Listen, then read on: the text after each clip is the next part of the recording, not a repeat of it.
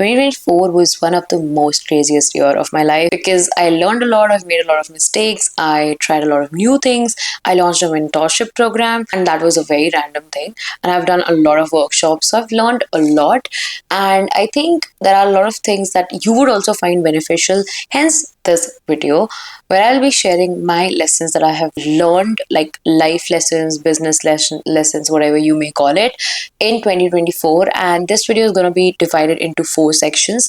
One would be specifically on like offer building and everything about offers. Second would be about sales, which will also cover a bit about personal branding. And the third part will be covering more about client retention, working with clients. And lastly, anything journal like which doesn't fit into one of these, like overall, I'll be sharing in the end. So if you're interested in any specific of them, you can just skip to that part. Also, to give you like a background check so you know who you're hearing it from and if I am the legit person to tell you all these things. So I have been a freelancer for past 2.5 years, almost 2.5 years. I have been creating content for 6 years, and I have worked with almost 30 plus clients and 150 plus students in workshops, mentorship, and consultation calls. So I guess that makes me a legit person to tell you about these things because I'm currently building my business and this is all that I am applying to it. So without wasting time, let's get into the video. Starting with the very first part, which is offer building, we're going to start with the very first point, that is focus on the transformation you are providing to your clients. Now, one of the biggest mistakes that I made in my journey was having an offer that everybody has. Just because I'm a social media manager doesn't mean I need to have the same offer that everybody has.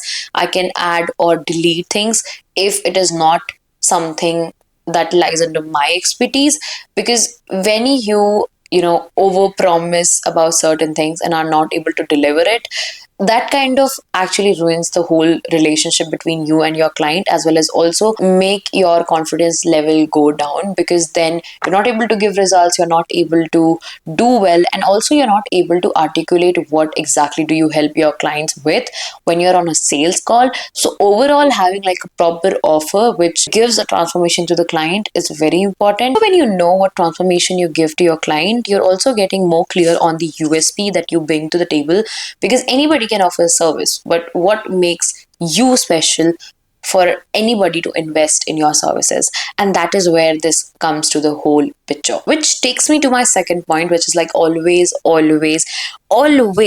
get in-depth knowledge of who your target audience is. You need to know your client in depth of where they are, where they want to go, what are the roadblocks they have, how do you help them, how do you solve each roadblock.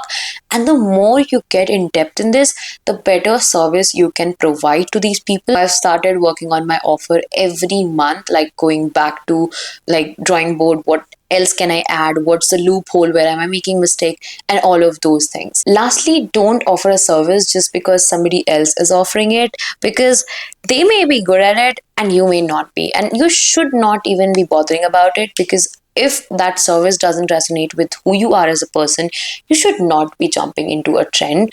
Because for example, if everybody is doing like coaching program or everybody is doing like a course, doesn't necessarily mean you need to have that as well. In fact, you need to get in depth into what you are good at and how you can provide that expertise in the best way possible. When I was working on my mentorship program, one thing that I was clear on, that I am not going to make it just another program where people come in, they take these courses and they are good to go and they are on their own. I wanted to build something where I'm also personally involved, which doesn't really, drains me, but also helps me build a very engaged audience. And that's when I came to the like solution, which was like my mentorship program, where I only take 5 people per batch, which makes it much more easier for me to work on each one of their personal brands and help them grow individually, instead of having like 1,000 people in a program and then not able to help even one of them. Let's talk about one of the most important and scariest part of the business, that is sales. Okay, you have the best offer in the world, but how are you going to get clients? Now, there are only two ways to get clients, that's like inbound and outbound, and everything that you mail on about getting clients falls under one of these two criterias. So, starting with the outbound, because inbound does involve personal branding, so we'll get into it a little later. Now, outbound is all about numbers game. The more people you reach out to, the more clients you close, and the better money you make. Now, one thing that I feel people really overlook here is if you're getting out inbound leads, you do not focus more on like outbound. You're like, okay, I'm getting inbound leads, then what's the point of reaching out to people? I have enough clients. That's where you make the mistake. This year, I literally took this like for granted, and my mother was the one who made me realize this, because there was this time where I literally lost all my clients, and I was like, what do I do? I've literally went from earning six figures to now like four figures. That was really bad. So then she told me that, you should reach out to people even when you have like clients, even when you don't have clients, because you never know what's going to happen next month. And that is one of the drawbacks about freelancing. But I really like freelancing. Like, I like freelancing too much that I do not really bother about this thing, because obviously in business it's not fixed, right? So that's when I realized that I need to be working on my outbound part of the business. So that's one of the lessons that I have learned, and I would want you to get more in depth into outbound in 2025. Reach out to more people, be it emails, DMs, tweets, however it may be. Just reach out to people and increase the number, like the quantity of people you reach out to, and try new methods, try new scripts, and see what is working for you to improve and get better at it. Now, coming to the second part, that's the inbound part of the sales. It is where your personal brand comes to the picture. I feel having a personal brand is like a must and non-negotiable for anybody in this world right now, because if you're a founder, you need it to build credibility for your brand. If you are a service provider, you need this to get more clients. If you're a creator, you need this to build a community and then get monetization done. So at the end of the day, personal brand is like a solution to all of it. Even if you're reaching out to people, people are more likely to reply to you if you have a personal brand. Like, I have experienced this firsthand when I was hiring a video editor, and every time people reached out to me and they were like, oh, I can do this for you, I can give you a sample. And I was like, before even giving you my video to get the sample, I want to like see your personal brand. And that was one thing that I noticed, that people don't work on personal brands. They don't prioritize it much. Like, they know it is important, but the prioritization is never there. So if you can take one thing from this video, I would want you to take this and start working on your personal brand starting from here. Now, coming to the lessons that I have learned, number one has to be being consistent with it. Now, personal branding is not a short term thing where you like start today and get followers like tomorrow. It's a long term commitment. Now, personal branding is like a very broad topic, so I'm not gonna get very in depth into it. But one thing that I can tell you, that personal brand has personal in it for a reason. But at the same time, you need to understand that there's a fine line between sharing your personal life and sharing your journey or your story, and you need to maintain that line. And how do you want people to look at you as? So at that time, once you get that clear, you'll be able to kind of build your content strategy around that. One more thing that I want to add is share your story, and if you don't have one, build it. I mean, there are two like ways to look at personal branding and to go about it. Is one is like a service focused approach, and one is like a journey focused approach. Now, whereas like service focused is more about what do you do, how do you do it, and your approach to it, whereas journey focused is more about what you have done and how do you do it, and more of the authoritative basis. So if you're a beginner, I would definitely recommend you to get into service focus, because if you don't have any experience, that's where you're sharing how you're doing it, what you're learning and everything around that. And later on, lean on to the authoritative part when you have gained some experience. But if you're a founder, if you are a creator, and you want to build like authority after doing a lot of things, and you want to share everything you have done so far, what you have learned, then go for journey based. If you want like more in-depth video on this, you can just comment down that yes, you want that. I will make proper like in-depth video of explaining how you can take this with examples.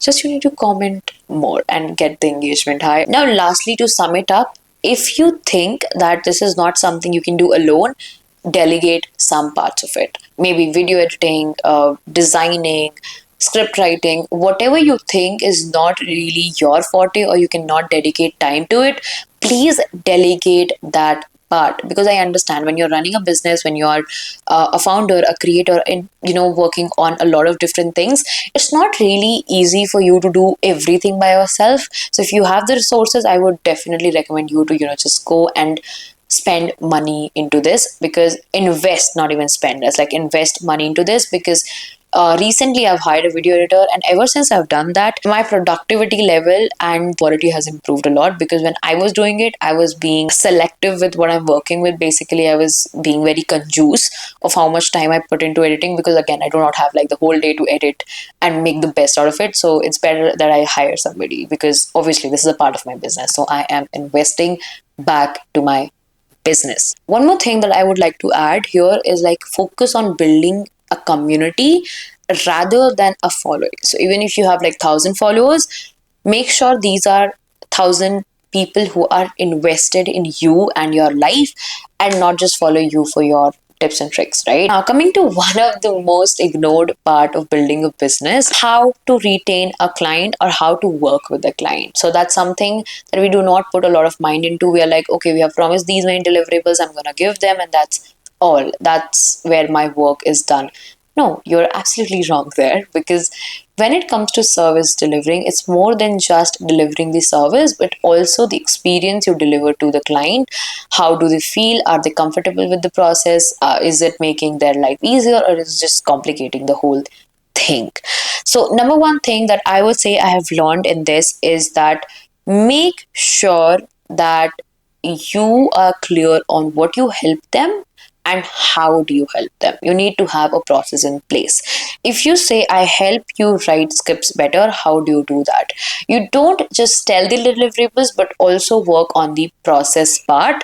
How can you make it easy for the client to help you in writing and working on that part? Because when you're working with the client, it's not just one person thing. It's not just you involved in the process, but also the client. So having a process that dictates how it's going to work and how it's going to look like, and if you can tell your client that very nicely, trust me, your client's going to be there and stick with you for years, and they will not leave you.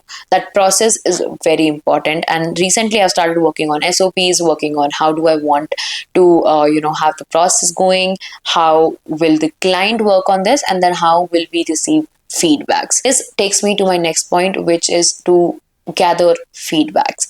Even if the client is not telling you specifics of what they liked and what they did not, it's your duty to ask them specific questions to get the specific in-depth answers.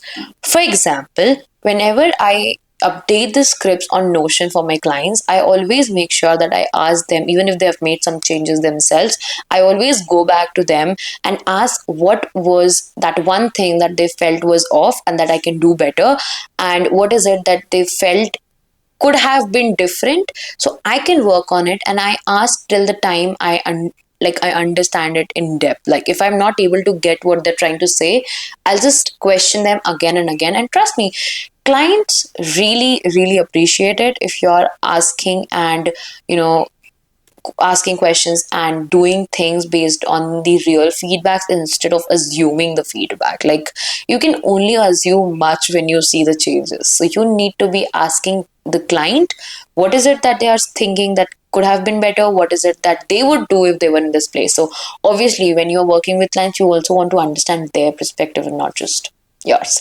So ask for feedbacks more often. I would say every time you deliver a service, just ask for feedbacks and follow up on that and see if you're making updates or you are making things better for them or not. Now that we're talking about feedbacks, let me add this point as well. Not every feedbacks are meant to be implemented. Let me repeat it. Just because a client says that this needs to be changed doesn't mean it needs to be changed. It's really great to take feedbacks and work on it, but you also need to know where you need to stop. because not everything has to go as according to the client. Because if they would have done it their way and it would have worked, why would they come to you? You are the expert here, and you need to take the lead. You need to educate your client that I think this is not the right way to go about it. Instead, we should go about this, and give them logical reasoning. Don't be like, oh, we should do this. I am the expert. That's why I'm telling you. No, give them logical reasoning, and slowly and steadily, when you build that trust, they will automatically start trusting you without double questioning why you're doing what you're doing. At the initial stage, you really need to work on your communication and educating the client what is right and what is wrong, and how they should be approaching things. It's something that I have recently learned with, like, from a client of mine, which is under promise and over deliver. So if you are, let's say, promising to give 5 scripts for, like, per week, if you can add on one extra script, go ahead and give it. Like, clients really feel happy for, those small extra things that you provide to them, extra efforts that you put in, that makes them actually feel like you are really excited to work with them, and not just working for the sake of money. And because that is something that really helps you, build that relationship, which also is contrary to this. Like, the next thing that I'm going to say is contrary to this particular lesson, is that know when to stop. Don't go on saying yes to everything that the client says, because if you build that huge of the expectation in the starting, and later on you can't fulfill it, it can lead to misunderstandings, miscommunication, and also arguments, which are really bad. So you need to know till where do you go, like how much do you over deliver also. Because if you sometimes get in a lot involved into, like, saying yes to everything that the client wants, they don't know the boundary, and then there's no boundary, I would say. So this is about some other video when we talk about client and all, but right now I'm just saying that under promise and over deliver, but also make sure you know what's the limit for over delivering as well. Okay, last one is to keep your clients updated. Like, be on top of the thing. If you are working on something, let them know. If there's a delay, let them know. They might not say it's a big deal, but trust me, if you don't keep them in the loop, they are gonna feel like you're not really doing the work. So this is like something that I also felt when I worked with a team member. If I don't know what's happening, I feel like they're not really working. So it's just, I don't know, it's just human nature, or it's just me, or what. But always keep your clients updated, even if they're not asking for it. Like, you're working on a script, tell them, okay, I'm working on a script and it will be updated by tonight, and give them, like, realistic timelines. Like, okay, how did I forgot to add it here? Like, this is like one of the biggest mistake that I have made in my whole journey, not just last year, but fully, that I used to give, like, unrealistic timelines, saying I can do this by tonight, which is something that takes like 24 hours to at least, like, do. So imagine me being on a call with a client at like 2 p.m. and I tell them, yes, I'll do it by tonight, when it literally takes me 24 hours. That means I need at least 1 to 2 days to work on this. How can I say tonight? So always make sure that you are not giving unrealistic timelines for anything. Take extra time and, like, deliver it before the timeline or deadline, but do not give a wrong timeline and then deliver it later on. That's like one of the biggest mistakes. Now I'm also working on my time management. So when you do, let's say, delay, make sure you tell them this is not going to happen later. Basically tell them that this is not going to happen later, and also make sure that it doesn't happen. You're just not saying for the sake of it. Now that was basically the end of this part. Coming to some general tips that I think you should know as a freelancer in 2025 is that you need to be result oriented like crazy. You don't just work on providing the service, but you also need to make sure that you are working relentlessly and actively on providing the transformation you have promised the client. Because if you don't, if let's say your contract is for 6 months, they're going to stop and not come back. They're not going to renew your contract. Trust me, you need to be very result oriented. You need to make them feel confident in the money that they're investing on you and your service. So be very result oriented. Work on every little thing that can lead to a positive outcome. That's very important. Like, it's not even something to say, but yeah, like, make it here, like, stick it here, that you need to be reminding yourself every week that what is it that we can work on, what is it that didn't work. Be very result oriented. Like, running a business can be really overwhelming. I can literally speak for hours and hours and still not get done with what all I have learned, what all I want to talk about when you're running a business. But you need to focus on the basics first and later on go on to different things. And I feel everything that I've talked about kind of sums up to the basics. If I've left anything, I'll make sure that I talk about it in my next video.